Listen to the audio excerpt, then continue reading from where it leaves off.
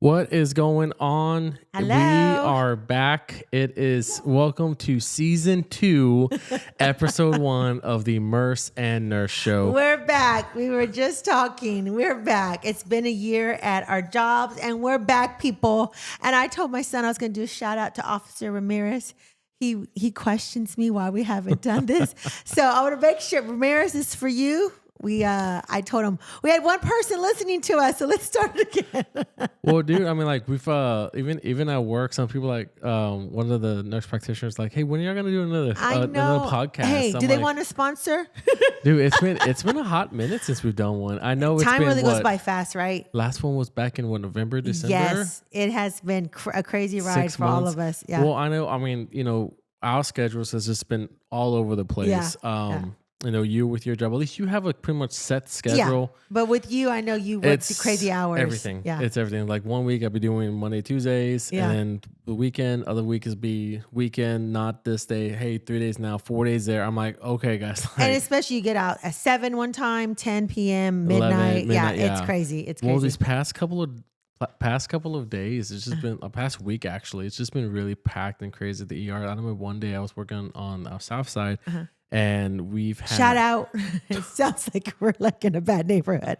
Shout out Southside. Really? But no, we had let's say we had about maybe 15 to 18 people just in the lobby waiting for a room, and the whole ER is full. Like, so Doesn't that make you also see that our small town is really growing? no, it is. And like all these Especially new with a lot of sick people. Yeah, all this new subdivision that they're building right now, that Yeah. it's insane of how, we need the resources and Yeah. we need to grow. Well, okay, I just thought of a solution because Noah said sometimes, and we have all been there. Sometimes you're like, you feel like you're sicker, you need to be seen, even though you're not having a heart attack or blah, blah, blah. Why don't someone go out there, attack with a dozen eggs? And so our Mexican culture, give them an egg and just rub it on them. Just start saying, Sana, sana. sana.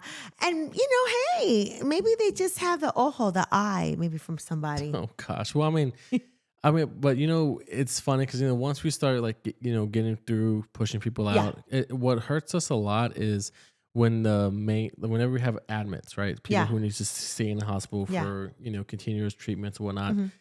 But those days the hospital's been full, so there's no room for them. So where do they stay? They stay with us, and so that takes up even more beds. Then you have patients who are under like an emergency detention, so they're like psych patients, and so they are taking up a bed until we find placement for them at another facility that will accept them. Sometimes they do, sometimes they don't. Sometimes they're like, oh, well, they have a lot of medical problems. We're like, dude, like the sugar's only high because they've been shooting meth up. Like, what do you expect right now? But they just won't accept them. So we're holding patients for hours, days. Noah was telling me a story that they had a really sick patient, so they were all focused on that. And I guess a lot of commotion. And he said a lot of people back there in the rooms, they were all out looking, and they're like, go back in your rooms. And I said, if they're not sick enough, if they're somebody, not sick enough to be laid up in that bed, why are they out there being nosy? I would be like, you're fine. Go on and check out. You're fine. Go in and check out. I thought that was crazy. I was like, nosy. Well, that's everybody loves everybody wants to be involved. Everybody wants to be, in everybody's business, pretty much, right?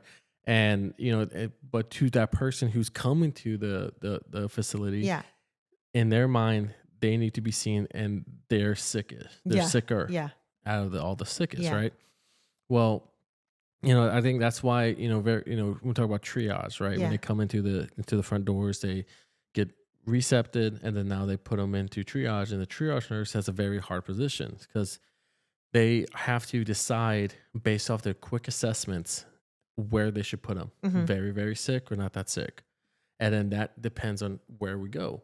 Some, because I've finally, they put me up in triage finally. And so I've been up there a couple of times already.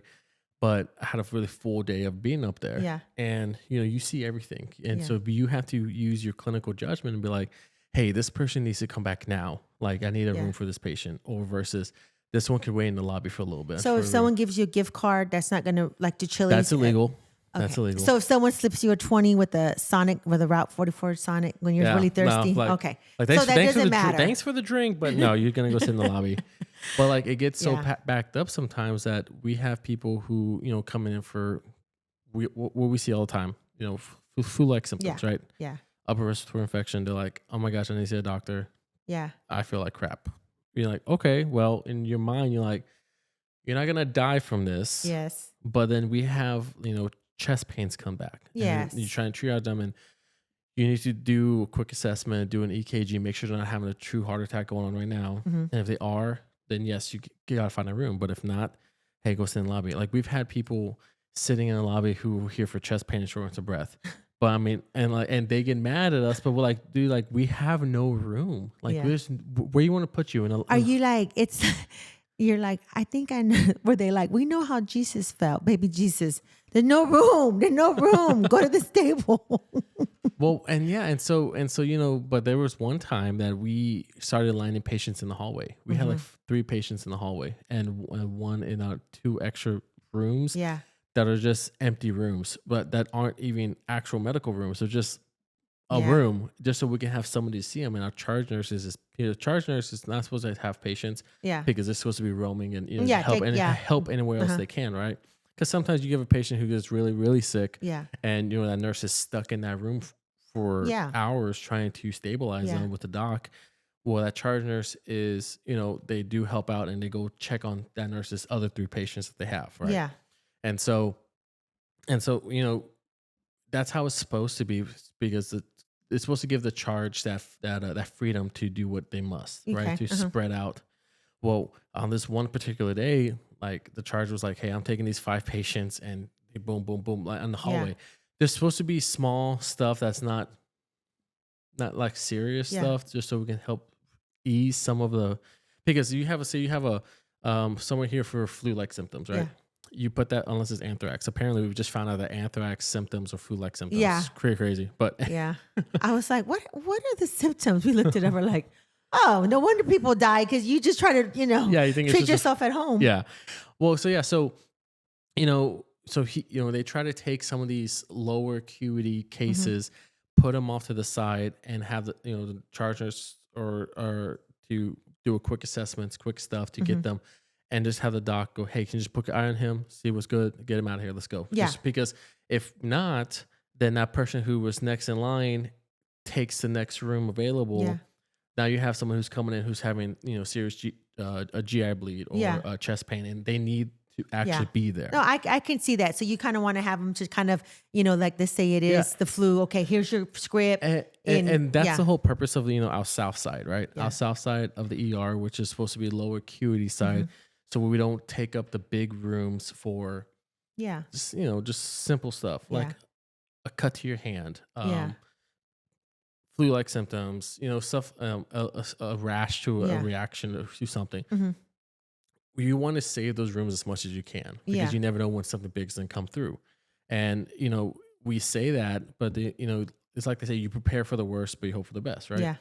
Some days you're saving these rooms, and next thing you know, you have nothing crazy coming in. Yeah. And then and the next day, you're having a code, you're having a true heart attack, you're having a stroke, and like you're trying to save this person, but you don't have a place for them. And so it gets hard. It gets hard. And, people don't understand. And, because when they come in, they're like, my mindset is, I am sick. I need to be seen now. I'm important. Because of course we live in the world of me, right? Yeah. That's how this world is, right? So, that being said, well, let me ask you real quick from the jail point, because I know we've been sending a lot of people from jail to the.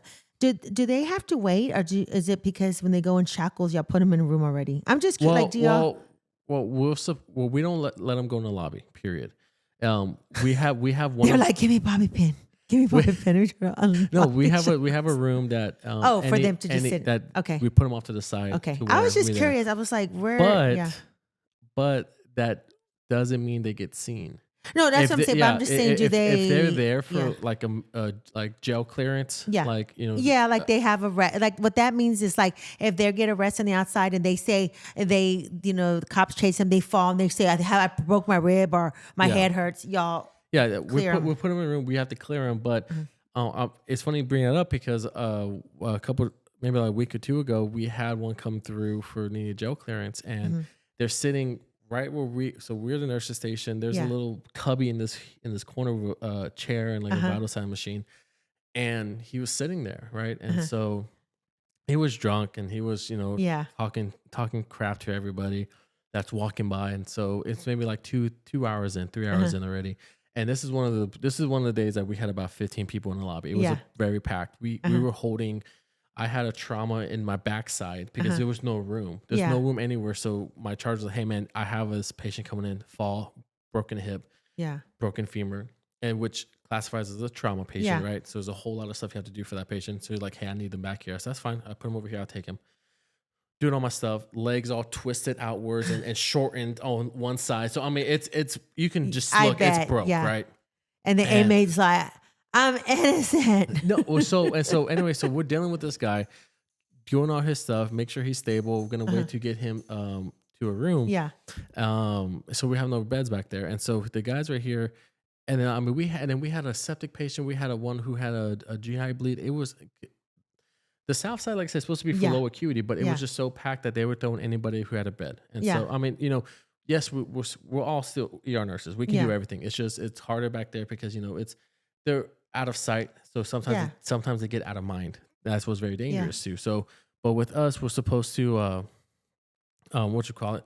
We still have them on monitors. We still see everything that's going on. Yeah. But sometimes the docs get kind of tied up in the main side with some very sick people. Yeah. That it's a while for them to come back and to check on these patients. And so we're right here, and I'm right here. I'm charting on something, and like I said, the cubby's right back in this corner. And so I see the officer come up and goes, "Hey man, I got a question." I said, "What's up?" He goes, "I'm thinking like some water or something, or a snack." He goes, "Hey, do you know how much longer it's gonna be until doc can see us?" And I'm like, "I'll go find out for you." So I went to talk to my charge nurse, and charge like, "Noah, I have 3 people."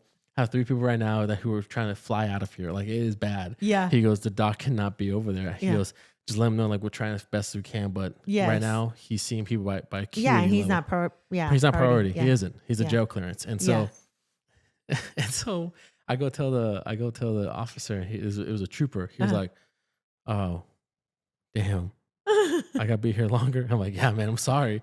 And the guy started talking crap. He goes, "Man, this is bullshit. Why am I still here?"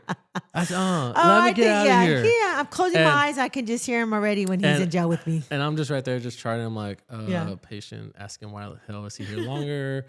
Made officer aware of the wait times, but that's how it's been. Yeah, And, so all that being said, like it's crazy how like a year ago I just graduated. Yeah. Like last week, right? And I say last week. Oh, that's right. Because you May. And I started working immediately in the ER. So up to this date, I've been in the ER for a year, right? Yeah. And it's it's crazy to see how I see myself. I look back and I think I'm like, man, when you first start, of how you don't know nothing. You really don't. Yeah. Like you're going line by line of your assessment, asking all these questions, looking at the patient.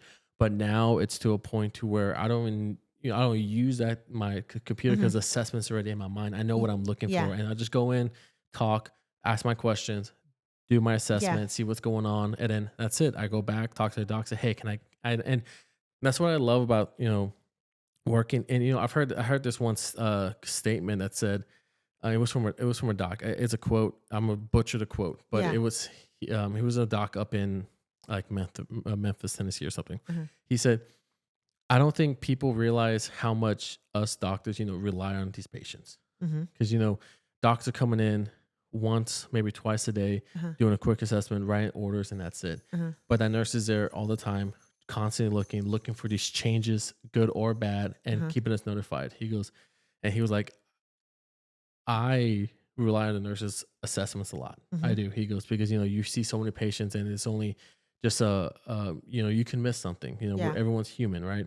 But and so like, so I see what's going on with these patients as they come back. I'm doing my assessment. I'm looking at everything. I'm like, okay, we're probably gonna need this, and this. This sounds like it's gonna be probably this. Sounds like he's probably gonna need a scan, whatever, right? So I go talk to doc. Say, hey doc, I got this, but I got the SBAR, right? Yeah. You ever heard of that? Yes, the SBAR. I'm like, hey doc, I got this patient. This is what his background is. This is what I'm seeing, and I'm asking, can I get some fluids going, or can I get at least some meds right now, just to hold my pain meds, some nausea medication, and he's complaining of abdominal pain. No history of anything like that. So you know what? Let's go. We'll do like a CT of his abdomen, and they're like, "Yeah, go ahead, do it." So I'm putting his orders in.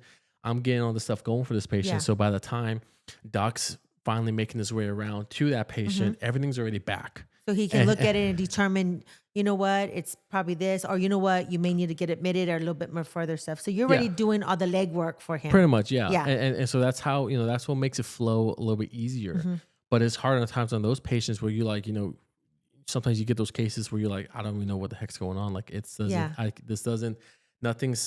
the, the signs and symptoms, none of the backstories adding up correctly. Yeah. So that's where you're like, hey doc, I'm seeing this, I'm seeing that. I don't know what to do at this point. I said, he goes, it's 50-50. They're like, you know what? Just wait. I'll come in as soon as I can. I'm like, all right, cool. No big deal. I'm just charting, making sure like I did what I had to do.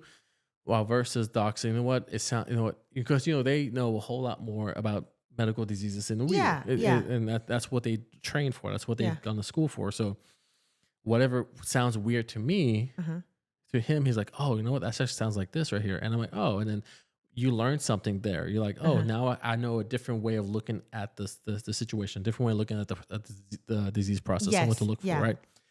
And so that's what. And you're more sure in yourself, right? To maybe ask for more things, or just to voice, like your opinion. Yeah, to voice my concerns. Yeah. And like, the other day, I actually, as the same patient we were talking about earlier today, that you hear nurses are supposed to be, what's the word I'm looking for? Advocate for your patient, right? Yeah. And so, like, I had this one patient, he was very sick. I mean, very sick, to the point to where like we would transfer him out because we don't have the resources to take care of him, right?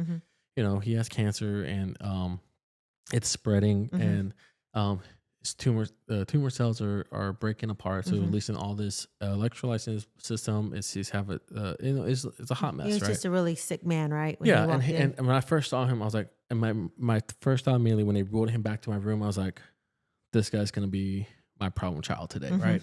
Because you always have that one patient that you're like, yep, this is gonna be my problem child. Yeah. And he was that, and so but advocating for that patient, I was like, dude, like, do you have like, what's your, if worse were to come right now, what would you want to do? Because he was an older man. Yeah. It wasn't just, it wasn't, But regardless, you just wanted anybody, him. Yeah. Because I mean, I told the son, I was like, hey, listen, like, I want you to be aware of what could happen. Yeah. And I don't want y'all to be in that last minute decision making process of like, what do you want to do? Right. Yeah. And I'm of course. He's been battling this for a while. Yeah. He is very, very sick right now. And if his heart were to stop or go into a bad rhythm, what do you want us to do? Yeah. And the son was like, I never thought about that. He goes, is he really sick? I said, yeah, he's sick. I said, and he's I sick. think that's awesome from experience. How we talked about my dad, Noah's grandpa, a lot when he got really sick. That's not, if you say you want to fight it, that's something I don't think my dad, Noah's grandpa, was ever talked about with the doctor. She just said, okay, we're going to fight it. Yeah. So I bet no one really kind of told him. Well, I wasn't really looking at I wasn't really kind of like attacking it as like, if you want to fight or not fight it. Yeah. But I wanted them to have the understanding, and for us to have understanding. Yeah. If his heart were to stop, do you want us to do everything? Yeah. And like, I was like, I'm asking them, have you had that conversation? Have y'all talked about it? And the son was like, we've have once. But that was before, back when he was a little bit more healthier, but he was still going through his treatments. And this guy, I'm like, he's not all there. Like, I'd say all there as in he's so sick, he's not able to have that conversation with us. Yeah. And so I said, I'm just trying to lay out the cards to him, saying, look, if something were to happen, it goes to the closest next of kin, which would be the spouse. Yes. And then after that, it would be any medical power of attorney he has, and they would have decision making process. And then after that, it would be the children and the parents, but he don't have parents, so it would be the children, right? Yeah. And so I'm like, y'all would have to make that decision if push comes to shove. Mhm. And so, I don't want you to be in a situation to where like something's happening right now. Mhm. We're working on him. We're, because CPR is traumatic. Mhm. If you, y'all know CPR is traumatic, it's very hard on the body. And sadly, the American Heart Association states Mhm. that out of those people who have a cardiac arrest Mhm. that survive it, Yeah. 25% make it to discharge. Yeah. It's a very bad. It's not a good statistic Yeah. because that just shows you one the trauma that comes behind it, Mhm. but two, it just shows you if your heart's really trying to stop, Yeah. it's probably a reason why. You Mhm. know what I mean? Like because Yeah. we like to pride ourselves of holding death at the door, Yeah. but you can only hold it for so long, right? Yeah. I like It's how you said that. Yeah. so like I just wanted him to be aware of everything, Mhm. and he was like, I know, I never thought about it. I never. Um, he kept asking me like, do you think that's gonna happen? I said, look, I'm not saying it isn't. Mhm. I'm not saying it is. I want you to just make a very informed consent of Mhm. informed We're just aware. Be informed aware. Yeah. decision Yeah. about Mhm. what could happen and what y'all need, what's gonna happen if it does happen, what's gonna fall on y'all. Yes. And so I kept talking to my doc. Said, "Hey, look, this is what I said." I asked him, "What do you think?" He goes, "Dude, he's sick." I said, "I know he's sick." I said, Mhm. "He doesn't have a plan. There's no plan in place." Yeah. I said, "Dude, his condition is treatable, Uh-huh. but the question is for how long." You know what I Mhm. mean? I say treatable in very lightly. Yeah. I would rather say it's more manageable. Yeah. But the question is how long can you manage it, right? Yeah. And so I was like, hey, like can I get a life care consult? So Yeah. that's for us. Our life care consults are, our chaplain who is Mhm. involved with, DNRs, Yeah. DNIs, limited resuscitations, like medical power of attorney stuff. They deal with, hospice. They deal with Yeah. comfort care. They do all this stuff. They're really great at what they Yeah. do.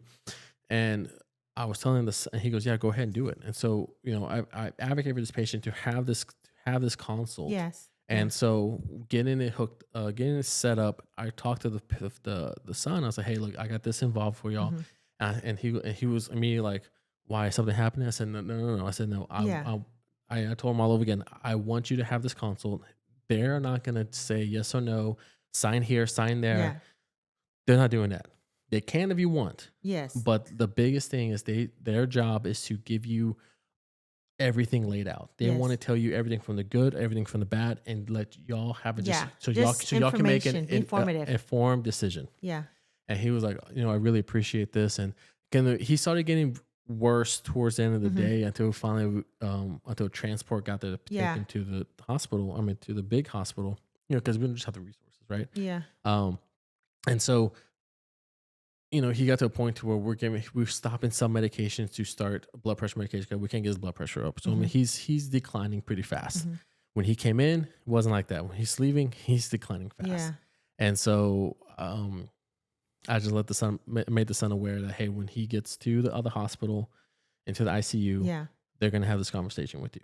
Yeah. And I just want you to not be hit in the face with it. Yes. So Yeah. that's why I'm telling you everything now. Yeah. And so, but he was very thankful and very appreciative of Yeah. all our Yeah. We just, our help. yeah. I mean, you also taking the time to not just, doing your job as a nurse, but also doing that other side because, like you said, it's he's and then transferring to San Antonio, him having to drive there, and then it's we've been there. It's like you can't get your stuff together, so at least that's not something that's gonna pull water in his face because they're gonna talk to him and be like, Yeah. "What's his code status?" Yeah, exactly. Yeah. And because sadly in the ER, a lot of the time the patients we see, we're not really worried about that at that time. Yeah. I know people were like, "Oh, it's the ER," like people don't understand like because people you hear the saying, trauma is sexy, Yes. right? Yeah. Everyone think we're not a level 1 trauma center, right? Yeah. Different story. People at level 1, like say university, Yeah. BAMC, they deal with that every single day, right? Yes. They get Yes. everybody. They get all the sickest. They get the worst Yeah. traumas, right? Yeah. So it's already they're used to already. Hey, what's the code status? What we're doing with Yeah. here Yeah. being us. we don't really have that conversation that much because we don't see that. Because if if there's say a major car accident Yeah. and someone is a true trauma, a gunshot, stab wound, Yeah.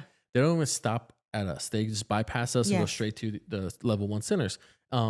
That being said, they would stop if the person is unstable for Yeah. the transport. Yes. Then we can stabilize them Yeah. as much as we can until we can transport them to the bigger Yeah. facilities. But that being like I said, a lot of times we don't see that because Yes. it gets bypassed. It does. Yes. You're like, So are you getting report to ICU and Bamsey? We're sending a patient with 100.1 temp, slight cough, a little bit of spit up. Yeah.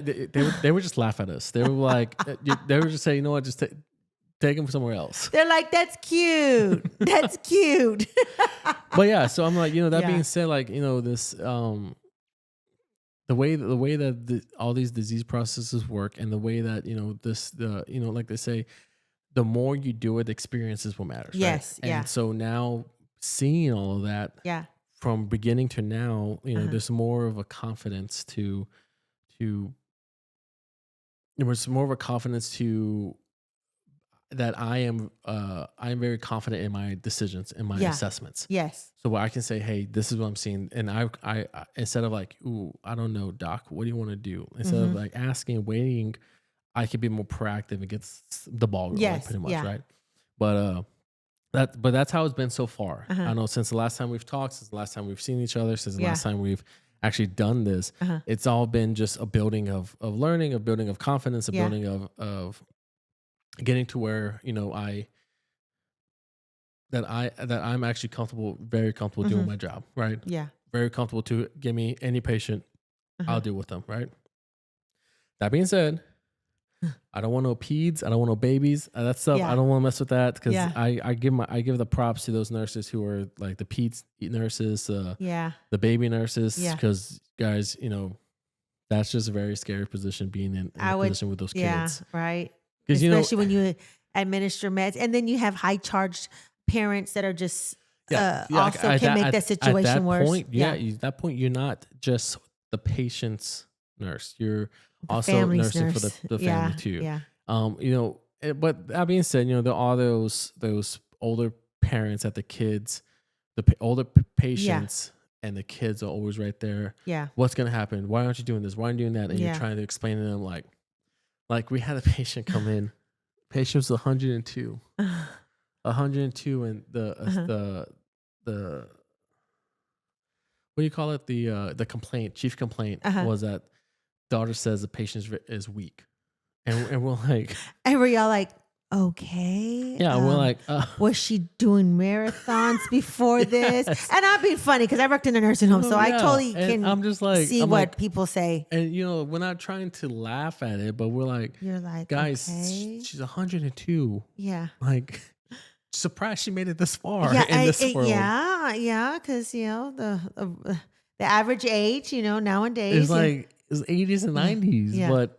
but I mean, that being said, we're still gonna do everything. of course, We yes, do, yeah. but at the same time, you're just like, a little bit the of stuff like, you're okay, doing is this like, is guys, life. come on, Yeah, like this. Let the body take this, let the body process what it's gonna do. yeah, And I will always believe this. If the patient is dying, let them die comfortable. Let them yes, die that's how I in am too. peace. Yeah, And and that being said, back to what I was talking about, the other guy. Uh-huh.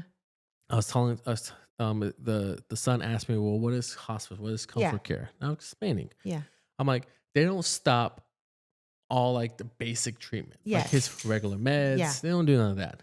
But what their job is to make them comfortable and let the body dying process Yeah. happens naturally, right? exactly. I said there, and I think I showed you this picture. There was a picture of it was a picture cut in half, right? So the left side of the picture, it had a family member who's laying in bed who was dying, an older woman. Mhm. It's cartoon, but Yeah. still, and she has soft music playing. She has all her family around her bed, Mhm. and they're with her as is, right? Yes. And the caption in quotes was the dying process, one versus the other. Uh-huh. And there's that one, right? But then on the other picture, it showed the patient, same age, Mhm. intubated, Mhm. on all this equipment, all these wires on them Yes. at a bedside by themselves. You know, most ICUs only allow maybe two Mm-hmm. visitors, right? And you know, so one picture had like 8 family members, the other one only has one at Yeah. bedside. And you know, the whole purpose of it was saying, you know, they're both dying. Yeah. How would you want to die? What's more peaceful? Yeah. No, I get it. And that's what I really, you know, it hit me because I'm like, I've seen patients die Mm-hmm. all on this machines because they're trying for just a couple more hours, a couple more Yes. days of Yeah. just they're trying to hold on to something, right? Yeah. And the family's asking, do everything, do this, do that, and Yeah. now here we are doing invasive procedures, right? Yes. Central lines, feeding tubes, you know. And it's like you said, when death is there, you can't, we are not God. You cannot stop what is meant to happen, Yeah, especially at that point. Yeah. yeah, and so No you matter know, how much meds you inject in their IVs, it's just going to happen. yeah, and so the thing was like, how would you want to go? Mm-hmm. And you know, I've always believed, dude, like let me go peacefully. Yeah. I want no tubes, nothing on me. I want my family Yeah. with me, and Yeah. that's it.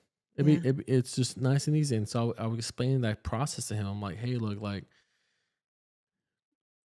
you, like I'm not telling you how to do it now, Mm-hmm. but you know, how would the patient want to go? Yeah. Be hooked up to all these machines, this life support stuff to keep Yeah. them on for what, a couple extra days, Yeah. or peacefully with you without any invasive stuff in them. Yeah. And so, and he was like, you know, that makes a lot of sense. You know, I never thought about that. Uh-huh. And I'm like, I said, and people don't, and that's fine. Yeah. But in my profession, what I see a lot, you know, I Yeah. believe everyone should have a conversation no matter what age. Exactly. I've always thought that too, because even when I worked at the nursing home, I mean, you would be amazed how some families just want, No, everything done and don't even want to think about them, but and they live full lives and they're sick. yeah, Just live longer sick. yeah. I didn't like you Yeah. hear about those. Like there was a TV show called The Resident, Mm-hmm. and one of them they had they call it a vent farm. Uh-huh. And one of the doctors got really sick, and he was on a vent, Uh-huh. but he put on a tray, Uh-huh. and he's looking at all these. The whole purpose was that one of the doctors is advocating his patients like, hey, why are we doing this procedure? We're not gonna give them any quality of life. They're just gonna Yeah. go to one of these LTACs to where That, yeah, like that for vents to be exactly be kept alive on a vent. You can't get off of it. exactly. Yeah. And so the later in the episode, he got really sick, and they did the trach on Yeah. him, and he went to one of these to Uh-huh. one of these LTACs, and everybody there is on a vent. And he saw one of his patients that they were Uh-huh. advocating, don't do the procedure, like let her go. She's Yeah. not having any quality. And he's looking at her right there, and there's no life in her whatsoever. Yeah. And so he's like, you know, it was eye opening for him. Yeah. He was like, man, like half of these patients are mine, Yeah. and they have no quality. They're never gonna get off this. And Yeah. different story, because there are people who live on a vent, Yeah. and they still have as much They still function. as Yeah. But then there's those who are vegetables Yeah. for the Yeah.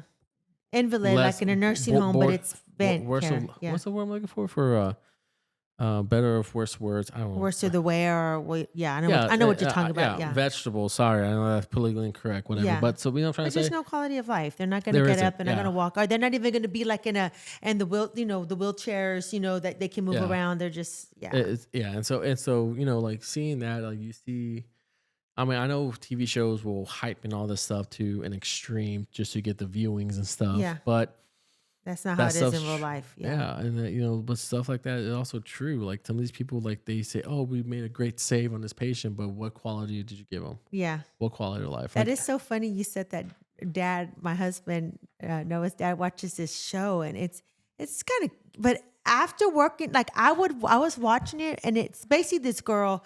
She's like this con artist, and she's beautiful, right?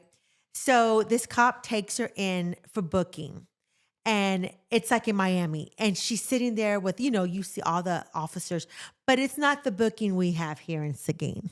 And so she's sitting there. Well, then she's listening to a case. They're explaining about this this guy who's like this high end, jewelry heist guy, and she's putting in her 2 cents, and they're like, be quiet, and the cop goes, I'll be right back, and left her there. And I said, I can't watch this. And he goes, why? I said, because that's not how it happens. You don't go sit in a meeting with detectives, and she's putting her 2 cents in, and she's this gorgeous girl.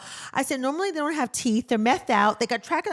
I said, I'm going to bed. I can't watch this. And he goes, that's because you really do work in a jail. This is entertainment. I said, but it's like you said, a lot of people get their perceptions from ERs, from the movies and shows. Yeah. And I said, I can't watch this because this will never happen. If she tries to put her 2 cents, he'd be like, shut up, go put her back in detox 1. And I'm like, I couldn't watch it. And then they put her in a cell, and she has this she's dressed with some slacks and this shirt. And I said, oh, that won't happen. She'd be in a pair of she's a woman, Navy scrubs. And they'd be like, you have to shower before you go in there. And her hair's all gorgeous. I couldn't watch it. I said, I'm sorry, this is not real. And my husband was like, it's just entertainment. And I'm like, no, I can't watch it because this isn't real life. This isn't real life. So yeah. But like you said, like people see this stuff and they get the perception like that's how it is. Yes. And so whenever they're coming in, they're like, and they start getting mad, like, oh, why aren't you doing this? Why aren't you doing that? Or where's the doc? And I'm like, if you know the question, answer me, please, because I don't even know. Are they like, why isn't the cafeteria open all night like these major TV shows? Yeah, it closes. These people go home. And then they're like, hey, well, can I get a cup of coffee? It's like 11 at night. I'm just like, we don't even have coffee. Like, what do you want me to do? And then they're like, can I have chips in my sandwich? I'm like, I got peanut butter. I got crackers. What do you want? Like, what do you want? I know. That is too crazy. Oh my gosh. Funny. But no, it's I say it's been good. It's been fun. It's been a hell of a ride. And it's gone by fast already, right? You're so busy going real fast. Actually, it is busy. So I was like, I said, hey guys, like I told one of my upper management, I was like, hey guys, if you need any extra nurses, like someone calls in, I said, let me know. Like, so I'll pick up a shift if I can. And they're like, oh, okay. Well, you like working here? I said, no, I still need the money. Yeah. I said, we got another kid on the way. I said, I need the money for that. You need to start saving. Hey, start saving for that kid. You know what? You're gonna tell your kids, like when I remember when Noah told me one time, how much is in my college fund? I was like, so thank God Noah joined the service. Like okay. I'm a big advocate on the military. It does pay for your school. So, but just real quick. So one thing I've learned in my year there at jail is there's a lot of young kids, this generation. It's so true. They need to stop slinging drugs. They need to stop fighting people. And they just, it's just get a job. Really. I think if a lot of these young kids would just get jobs, I don't think they would need to sell drugs. Hey, they probably would make a whole hell of a lot more than I do, but you know what? Then you end up there. But it was funny, this man called, and I always say, I want family to call if I'm in jail. I'm checking my brother, which is like HIPAA. Like, you're adult. Like, I can't tell you anything. Like, you put yourself in jail. I cannot tell you anything. Yeah. You're not a child. You're not an older person. Like, I can't. So this one guy goes, well, my brother, and my brother has a lot of mental issues. Well, I do. I write down stuff. So, hey, maybe I need I need to call the pharmacy and whatever. And he goes, I go, okay, well, like, what did he take? I'm thinking like psych med, right? Like, okay. He's like 22. Well, what does he take? Xanax. And I looked at his charge. And I said, oh, in my head, I'm like, okay, well, he was selling stuff. I said, and I'm sure, you can get a lot of money for those. But I was going, that's not going to happen here, sir. He's not going to get it. Well, and I said, sir, he's only been here 4 days. Let him acclimate to the place. Let him figure out stuff. But yeah, I see so many young guys. And I always think about you and my other son, Roman, because it's just like they're so I don't know. Just parents try a little harder. Or whoever's raising them, that is not where you want to be. Well, I mean, you think about it. That is it safe to say that the whole saying you're a product of your environment? Yeah, that's true. Because you know what, I was thinking too. We were talking. I told someone, me and my husband, we never went and partied and went out. But if and I'll say, Roman kind of went astray there. But it wasn't, I'm going to say it wasn't because of us. So it's the friends and stuff. But I mean, you get influenced by everybody. Yeah. And so, I mean, even if you don't think you do get influenced and you start following along what, whatever the crowd is, right? Yeah. The like they say the mob mentality. Yes. And And it's true. The full moons, we had these two girls fighting. This one girl's brushing out her hair like this and just big water hair. And I'm just like, wow. I'm just like, oh my God, when you hear, just it's crazy. It's crazy. But yeah, oh man. just What's funny is we talk about the mob mentality Yeah. is like you had that one they called you for that lady that was passed out on the road. oh right? yeah. Yeah. And She it was a like citizen. It wasn't no one in jail. and there Yeah. was like 6 people around her and Yeah. somebody and you're trying to do your assessment and Yeah. stuff, right? And then all of a sudden one person speaks up and says something Yeah. that makes him sound correct. Like, hey, give her this Yes. high flow oxygen Yes. nasal cannula. And you're looking at them and you're like, where is this a hospital? Do we have RT here? I said, what do you want me to do? Right. Yeah. And so you say that, right? Yeah. And then, time's going on. Yeah. And this is a true story. And so time's going on. And then you said, another person said, so you can do oxygen. You can give that. Yeah. And all Because because yeah. they heard it from somebody.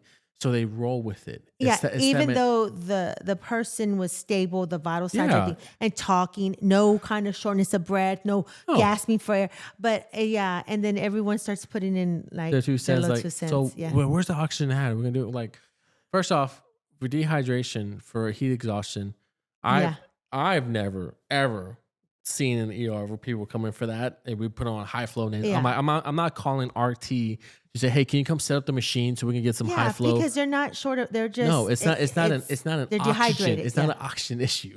It's not. But like that being said, like we said, it's just the mentality of people start running with it. And that happens a lot too. Like if there's a code, you always hear someone shout out, do this, and you're like, shut up. yeah, and it's I always tell my coworker, my partner, I'm always like, afterwards we calm down, I'm like, I'm not saying I know everything, but common sense is like why, and that's my pet peeve. That is when people just start shouting things to do, and you're like, what, I'm just quiet. It's it's funny, and it's another little sign up before we move on. Yeah. There was a patient who was very sick. They coded him. He's in one of our beds. He's gonna get transferred out, right? Uh-huh. He's intubated. Yeah. He's not hot. He's really, really bad, Yeah. right? And so I was looking over some of his lab stuff, and his potassium was freaking like a 7. Like it's very bad. Uh-huh. But I was looking on some of the orders for that patient, but there's nothing in there to do to correct that correct that one value, right? Yeah. That potassium, because you hear high potassium, it can cause dangerous arrhythmias of the heart. Yeah. It's there's a hyperkalemic protocol that goes in Yeah. place when you have that to help try and correct some of the stuff. Yeah. And so I was talking to one of my charger. I said, hey, like, just wondering, I know there's a lot going on with this patient, but how come like there's nothing in here for them to focus on, not focus, but to also start treating this thing, right? Mhm. And she goes, I really think because that's not priority right now. Mhm. And I was like, okay, that makes sense. And so we were talking about that, Yeah. and then she goes, you can always ask doc and just say like, hey, what's your thought process of Yes. this, right? Because I always like to ask my docs like, Yeah. why, not like questioning their orders, but Yeah. asking them why they did this versus this, Yes. just so I can kind of learn what's the thought Yeah, process, yeah. right? And so that's what I love about all the docs. All the docs will tell you everything, explain why this Yeah. and that. And I was so cool. So I went to talk to him. I was like, hey, doc, I got a question. He goes, what's up? I said, it's not about patients because, Yeah. whenever they come talk to doc, it's 9 out of 10 times always, I need this or I need that Yes. for a patient, right? I was like, hey, doc, I got a question. He looked at me. He was like, what? And I'm like, it's a personal, not like Yeah. work related. He goes, oh, okay, what's up? And so I was like, just for that one patient that we just transferred out, Yeah. like I know that I was just wondering like what was the thought process behind of like not really correcting like the potassium, Yeah. like the stuff right now. And he goes, well, the reason that I was not worried about that is because that wasn't his main issue. Uh-huh. Yeah. We could focus on correcting it, Mhm. but we would diminish everything else that we're doing to keep him alive at that moment. Mhm. He goes, Yeah. so it falls down into priority. Yeah. It does. It goes, and then right now he goes, right now that moment, that's not priority for him. Mhm. His priority was fixing this other issue, right? Yeah. And so I was like, okay, 'cause, he goes wherever he goes to the ICU, whatever. They have more resources. They Yeah. can put more central lines. They can put more stuff to where they can, because that's what ICU does. ICU Yeah. tries to do everything, corrects everything at once. That's why you see like the pictures of like 10 pumps going off, like all these different medications, because they're doing every single thing. Yeah. Here, we stabilize, and Yeah. his biggest stabilization factor was keeping him alive in the vent, so we can get him transport. That was the biggest stabilization factor. We weren't worried about hyperpotassium. That was not an issue Yeah. right there. It's an issue that needs to be addressed, but Yeah. at that moment, Yeah. it's not correct. That it's not going to stabilize him. It's Yeah. not that. It's this other stuff. So I was Yeah. like, okay, so it made more sense. But Yeah. it just comes down to priority. Yeah. And I said people just don't understand priority. Yeah. And I know people. I bet you people in your situation, like I said, back to that one guy, give oxygen. That's not a priority. That's not the issue Yeah. right now. My issue is getting her off the ground because she's burning. Yeah. And Floor's hot. yeah, Yeah. And just get, and then she's talkative. So get a little bit of history so that way you can pass it on. Exactly. Yeah. Yeah. yeah. So, and I mean, but it's been, like I said, it's been a good learning curve, not a bad one, but finally getting to a point to where like you're more aware and confident in your in your work, right? Because you got to, I'm sure you see it. Not everyone's cut out to be ER, to work in the ER. Whether you're a tech or you're a nurse or you're a doctor, it's just a different. It's a just beast. a It's a different role. beast. Yeah. And like I said, like and I will say this too, but like ICU nurses, I give props to y'all. That's cool. Y'all do. Yeah, and like, you have a really good friend who's an ICU nurse. And he just finishes 1 year. Shout out Jaden. And so, you like.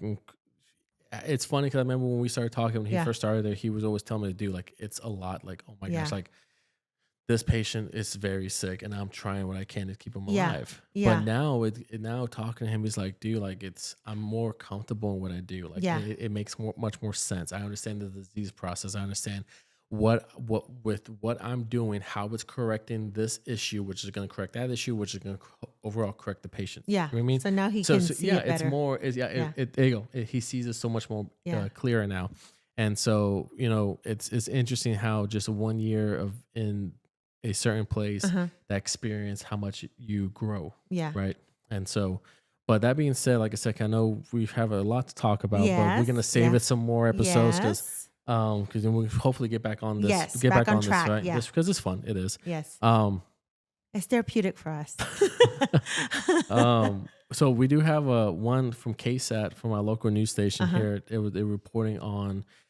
So this woman, she's a second patient to receive a transplanted pig kidney. Yeah, because she was in kidney failure, right?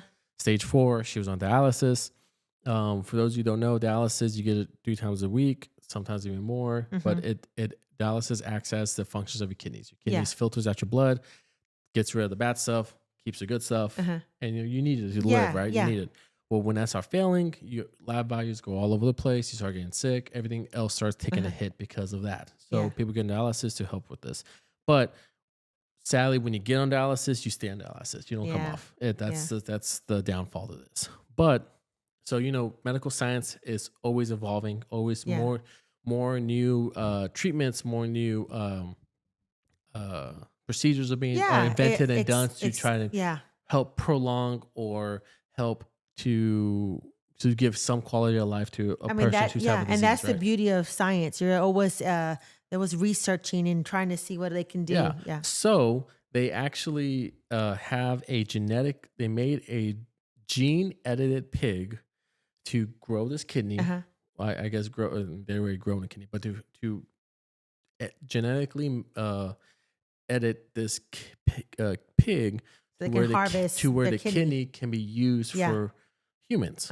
Okay, and we've heard of skin grafts, right? They use like fish. They can use that to help with this. Patient have burns or stuff. Yes. So like this has already been in place for using animals to like pig valves, the hearts. Yes. That's a huge one they've done. They do that because apparently the pig is one of the organs are like very closely related to ours, so they can actually use the pig stuff, right? So this is the woman who received a pig kidney transplant is back on dialysis. Mm-hmm. Okay, so it failed, but But that's science. but she was off of dialysis for 47 days. That means that kidney was working for 47 days, doing the job of the dialysis machine like the kidney's supposed to do. Yeah. And then, of course, the organ gradually started failing, so they had to remove it. So she's back on dialysis, but the whole thing is very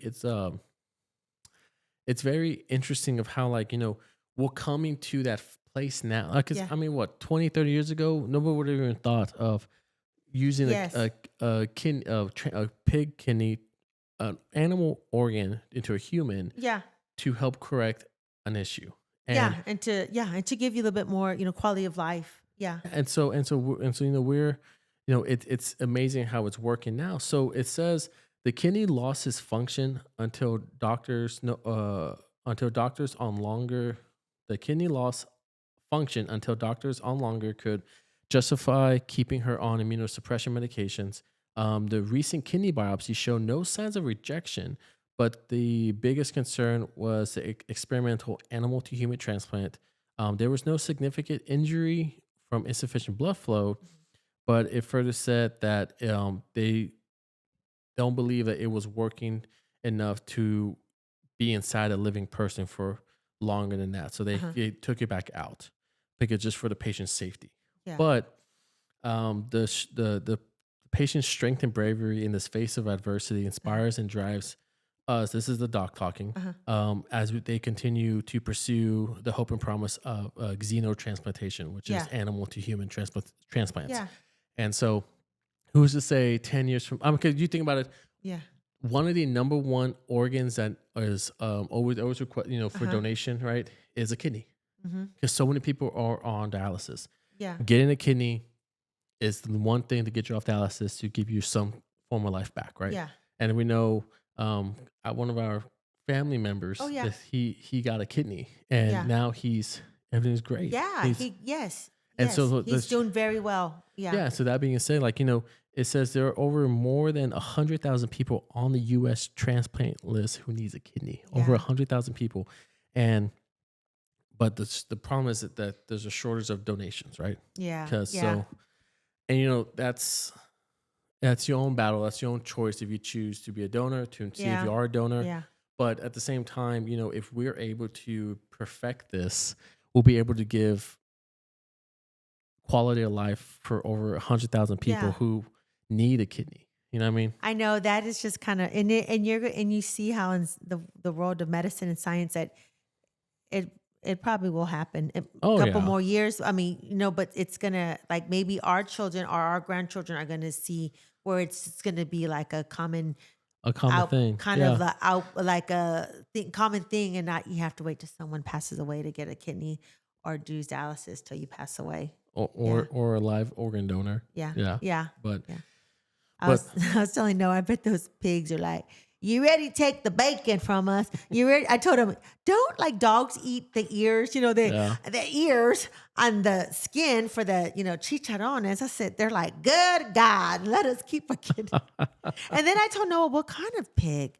Is it a pink pig? Is it the colored pig? But he says they grow it. So yeah, but it's that's very interesting. Like I said, it'd be interesting to see what 10 to 20 years, what medical science will evolve into at that point. You know what I mean? It's going to be just, nothing no more. Oh, man. So we are going to finish off on a high note, I guess, as much as we can. This is her motivational quote for you guys today. It's... what did I say? Don't be a Karen. No. I told him, don't be a Karen. Mind your business. Mind your business. Mind your business. Seriously.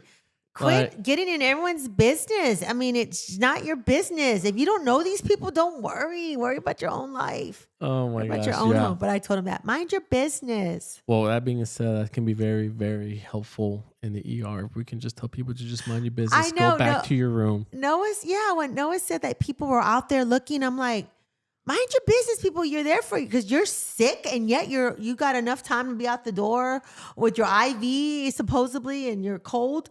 Mind your business. Thank God you're not in that situation right there. Exactly. Getting your chest pounded on.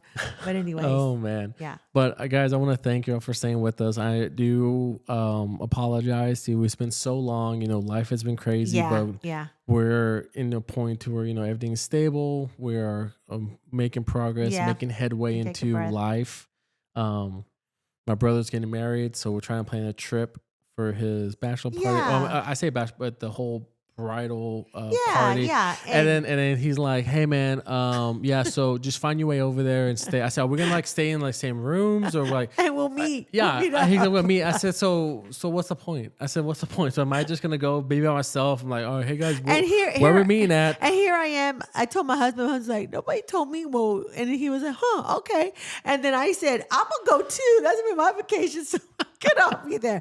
Yeah, and it's just because my dad was sick. Thank God he's been well. He went for his checkup. Yeah, and now he's going to go every, I think 6 months now. Yeah. But anyway, so it's, there for a while we couldn't catch our breath with life, but it's okay. It's good right now. We smooth sailing on this point. Yeah. Lord willing, stay like this for a little bit. For a little bit longer. A little bit longer until maybe 8 months or no? About 7 months. Yeah, because after August, it's all going to be crazy again. Yep, so. It sure is. But anyways. Well, guys, I thank you for joining us, and I want you to have a great day. And like I said, I know some of you have commented on our YouTube video to be a guest on here. And, I will get back to you. Like I said, it's just been a hell of a last 7 months, but we're back. Season 2 of the Mercenary Show. Keep an eye out, keep an ear out, and if you need anything, like I said, you can always call 911 because they will answer anybody's call. Okay? Have a good one. See ya.